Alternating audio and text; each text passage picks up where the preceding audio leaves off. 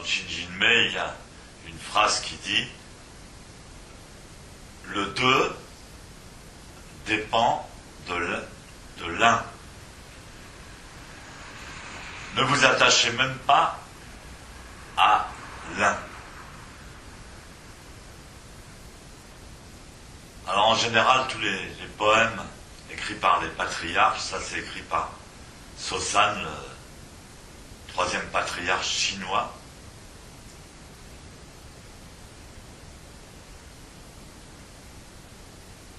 En fait, sont des aides à la pratique du zazen. Il est directement question de la pratique du zazen. C'est pas de la philosophie ou du moralisme. Il s'agit de la conscience pendant zazen. C'est très important.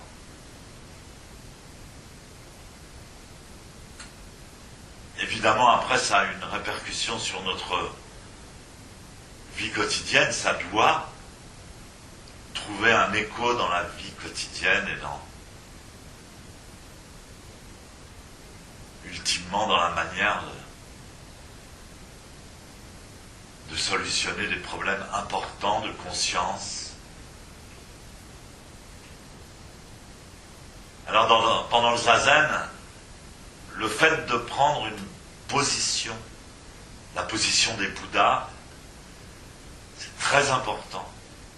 En fait, on se rend compte qu'il y a une symbiose totale entre le corps et l'esprit.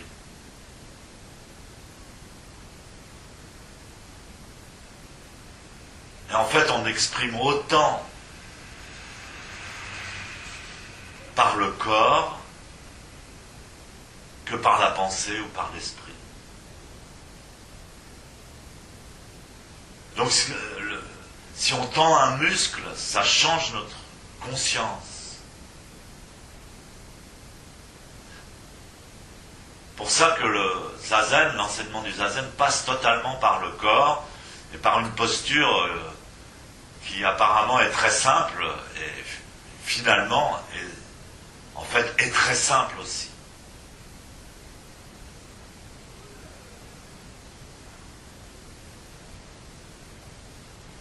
Elle est simple, mais en même temps elle est détendue, mais en même temps elle est dynamique.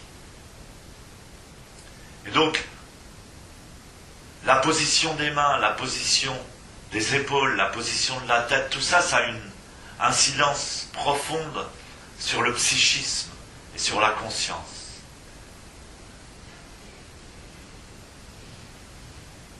Sensei prenait toujours l'exemple du penseur de Rodin. Il disait, c'est une très belle statue, elle est très célèbre, le penseur de Rodin, mais il n'a pas une bonne posture.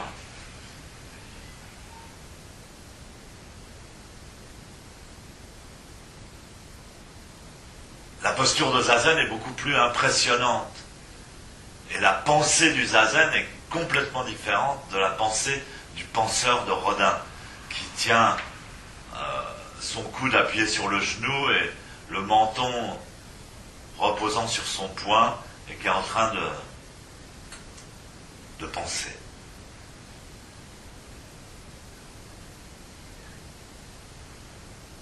De plus, il y a différentes sortes de pensées selon la partie du cerveau qui est éveillée ou mobilisée.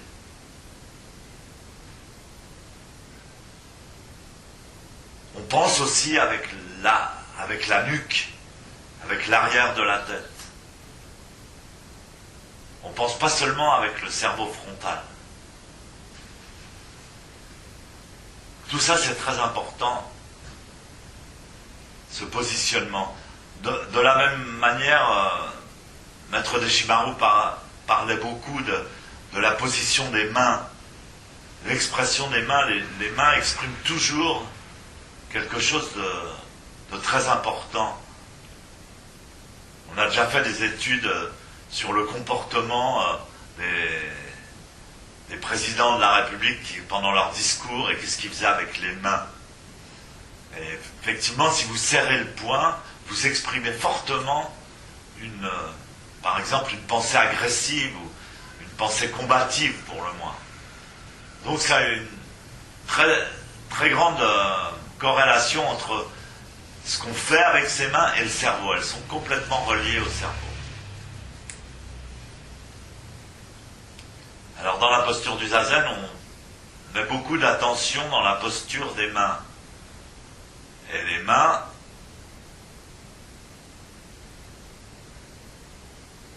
pratiquent le mudra. Les mudras, c'est justement les mudras, c'est des postures manuelles. Ça a été beaucoup développé dans l'Inde antique. Et on voit souvent les Bouddhas ou les Bodhisattvas qui, avec leurs mains, ont des postures spéciales. Par exemple, ils touchent l'index avec le pouce. Ça s'appelle des mudras. Dans le bouddhisme tibétain, ils ont beaucoup développé aussi des mudras qui mobilisent l'énergie d'une manière spécifique. Si ça vous intéresse, vous pouvez aller sur Internet. Il y a des sites où ils montrent les mudras. Donc le mudra du zazen, en japonais, s'appelle Okai Join, c'est-à-dire le mudra universel. En fait, c'est le 1 dont je parlais tout à l'heure. Et donc pendant zazen, parfois on pense, la pensée apparaît, le subconscient s'exprime, s'élève. Et parfois on ne pense pas, on s'oublie, on oublie tout, on s'oublie soi-même, on oublie son corps et son esprit. Quand on oublie tout, on est dans le 1. Quand on a conscience de soi-même, quand on corrige sa posture, par exemple, quand on ressent son corps, quand on dit « oh, j'ai un peu mal, est-ce que je vais bouger ou pas ?» Là, on est dans le 2, c'est-à-dire notre existence personnelle, notre entité personnelle, compris dans le 1. Donc le 2 n'existe que parce que le 1 existe. Ne vous attachez même pas au 1. Ça veut dire que c'est pas la peine de se dire bon maintenant je vais arrêter de penser, maintenant. C'est pas la peine de se dire des choses consciemment.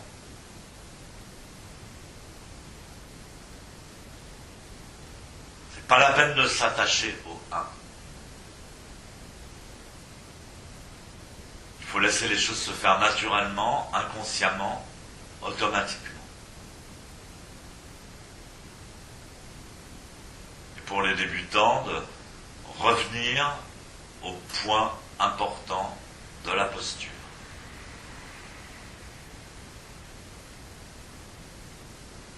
En particulier la position des mains qui, donc la main gauche repose dans la main droite, les pouces se touchent horizontalement, ils ne forment ni montagne ni vallée, la position doit être bien ouverte, ça doit être comme un ovale, la position d'un œuf. Les coudes sont un petit peu décollés du corps, les épaules relâchées en arrière, la nuque est tirée naturellement, ouverte, la nuque ouverte, comme si vous aviez une fenêtre derrière la nuque qui s'ouvrait. Le menton rentré, la tête ne doit pas aller vers l'avant, le nez et le nombril sur une même ligne, les épaules et les oreilles sur un même plan. On pousse le ciel avec la tête, on pousse la terre avec les genoux.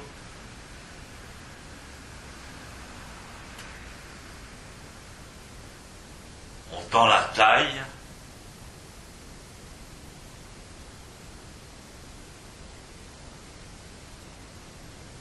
Les yeux restent ouverts, mi-clos, et le regard est posé à 45 degrés devant soi, environ 1 mètre.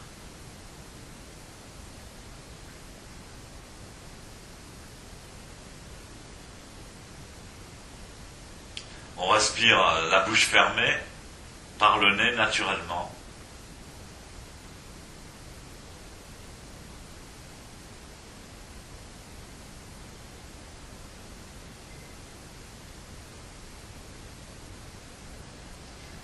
en essayant d'allonger l'expiration. La physiologie de la posture de Zazen fait que l'expiration va s'approfondir, on va expulser, vider, vraiment vider ses poumons, et pas seulement l'air, mais également les émotions. C'est très important. Si vous avez une longue expiration, vous pouvez complètement vous vider, et à la fin de l'expiration, vous laissez l'air frais, l'énergie fraîche vous remplir le corps.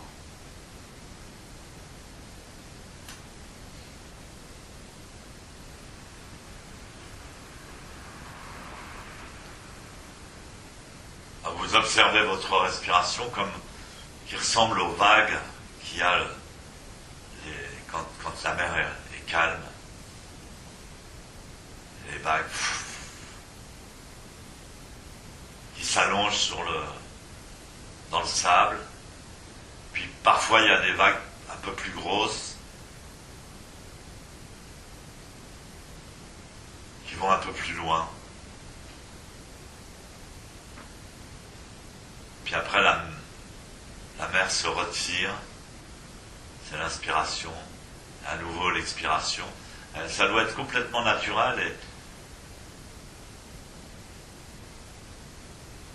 et en même temps un peu aléatoire comme les vagues au bord de la mer.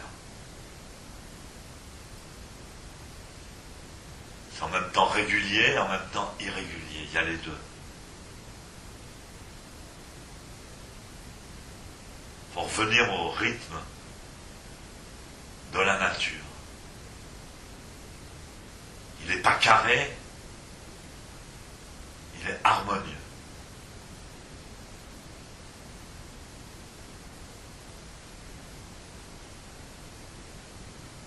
Et si vous avez des problèmes dans votre vie quotidienne, des obstacles, des difficultés par moment, des souffrances, des choses à dépasser.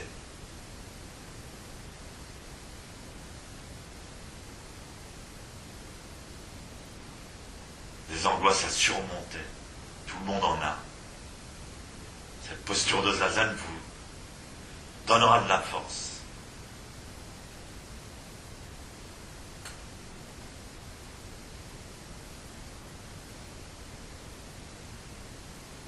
Vous aidera à transcender vos limites à un moment donné. Très important, c'est très puissant. Donc c'est pas la peine d'y penser, ça se fait automatiquement.